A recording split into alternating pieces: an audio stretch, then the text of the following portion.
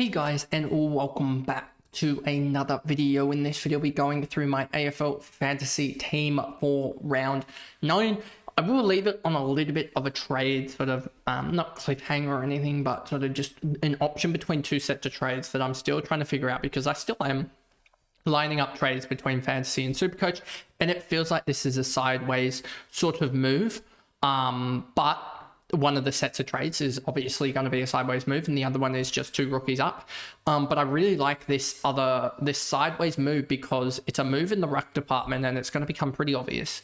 But it's a move that I really like because of the run of one ruck compared to another, and how it can really flip easily. So anyway, before we jump into this video, remember to like and subscribe, turn the notification bell on so you know when I upload, and let's jump into the video. So as you can see, 2142 that I had last week, and the actual trade that I have set in stone gives me 284k, which I know sounds like a huge lot on the bank for next week, but it enables movement, and movement is sort of key, especially in this sort of with the AFL.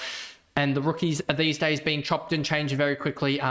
These rookies aren't getting up to sort of that 600k range, it feels like, at the moment. So we're struggling a little bit to just generate sort of primos. But yeah, so the first set of trades is this trade, and it is the sideways, quote-unquote sideways move between DeConing and Cherry. DeConing has a 119 break even, Cherry has an 81, so they're probably going to gap each other another, even if they both score 100s. So that's 19 break even and 19 break even, so that would be 38 break even difference, so that would be another probably 30-40k.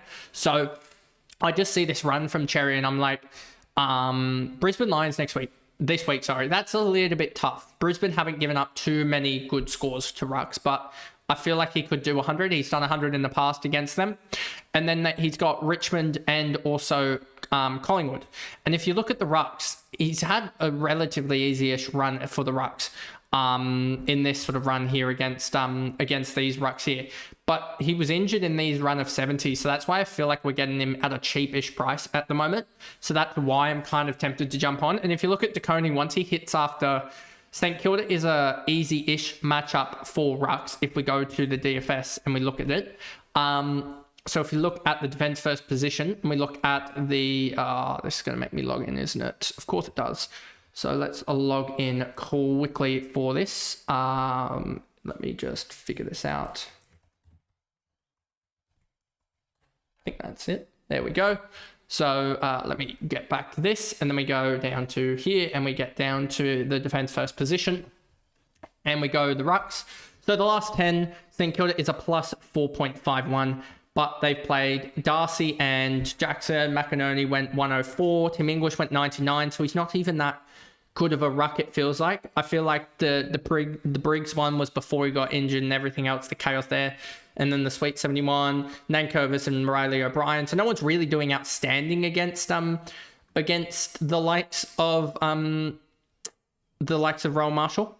And then if we go to the likes of Brisbane, and we look at this, it's heavily factored by the last 10 at least, heavily factored by the likes of Draper, as well as the likes of Darcy Cameron's big miss.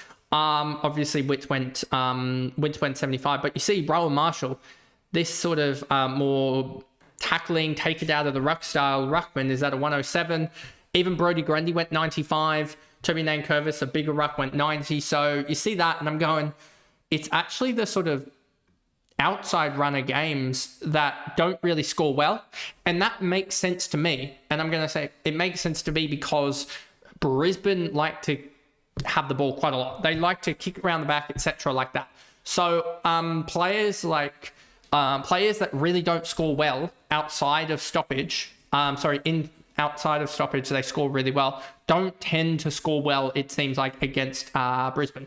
So if we go to the last 5, and then we run this as well, you'll see Brisbane are still a minus 6.89, and you'll see that is basically heavily based on this Darcy Cameron factor here.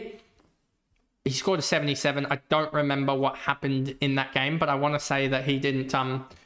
Let's actually just look at it quickly, because we can look at it again, and we can go to the if we go to the game log, and then we go total quarter by quarter, And then we go to the game against Brisbane in question here. You'll see the last quarter. If we go to the toggle quarter by quarter, disposal efficiency, that has that, CBAs, etc., that has that, points per minute.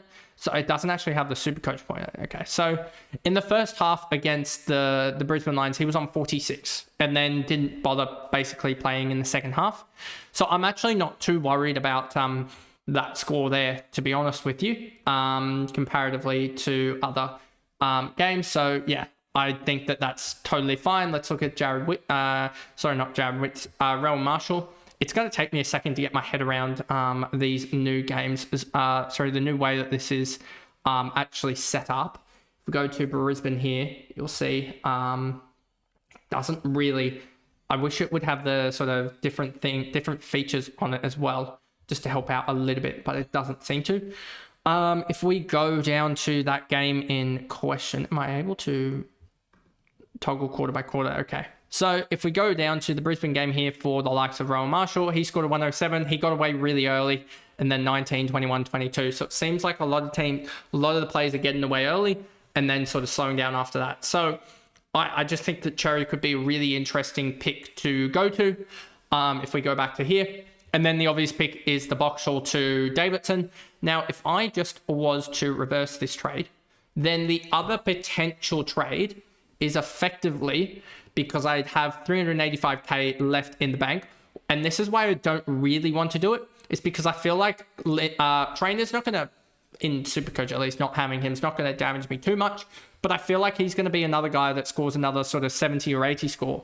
And that's why I'm like, do I really want to get him out just to get the likes of we'll put Rivers back there to make the forward line, the midfield look a little bit better. But if that would be the other trade, it's just Luke Trainer straight to Isaac Rankin.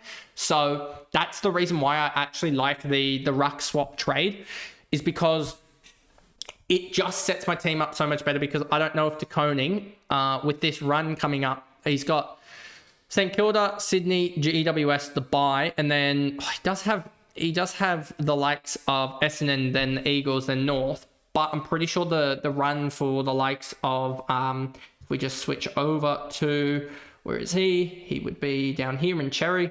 If we look at the run for Cherry, he's got pretty much an awfully similar run, but he's also just a ruckman that I think can go higher.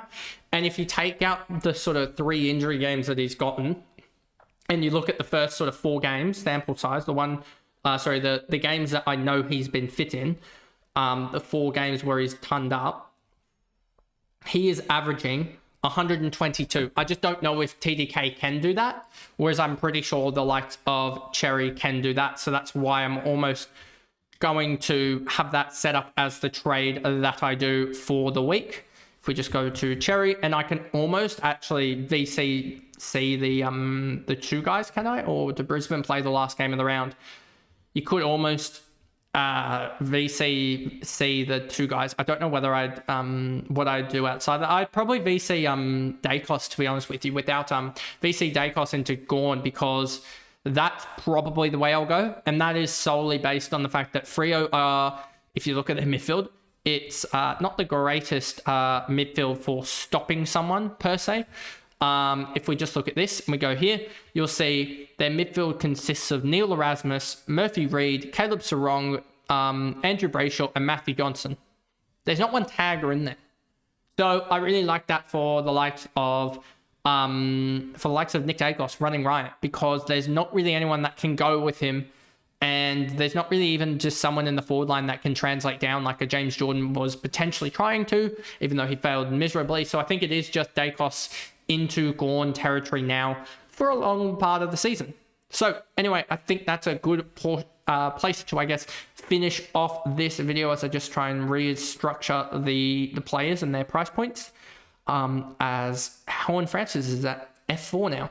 But anyway, that is sort of where I'm going to end it off. I think Cherry is the best one to go to, just because he is his run really opens up, and I don't want to miss out, and he's so highly owned that I don't want to just sort of know that he's going to score well, but then miss out on him scoring for a De Koning, who's a very, very good tap ruckman, but doesn't do much around the ground. well, sorry, he doesn't score heavily. That is the main point there. He doesn't really tackle much. Whereas Cherry, you know he's going to tackle and tackle hard. And he's done that before. And you can even just see the numbers there. They're pretty much representative of him not having all the numbers are down the ball on the across his bad games and good games, but it's especially sort of noticeable in the kicks, the tackles, and the hitouts where he really just drops off. So yeah, he averages like 42 hitouts when he's fit and only about 28, 27 when he isn't fit. So yeah, I think he's back to his best, and I think he puts a decent showing against the likes of Brisbane, and that's why I'm probably going to go with that trade. Put your thoughts in the comments below, what you're thinking about those two, which one you would go for, as well as just your trades and thought process for the next couple of weeks as we head into we're deep into upgrade season, but we try and really get those top of the line guys and separate ourselves from the pack. But anyway, I'll see you guys in the next video, which will be the Supercoach round 9 team as well. Bye guys.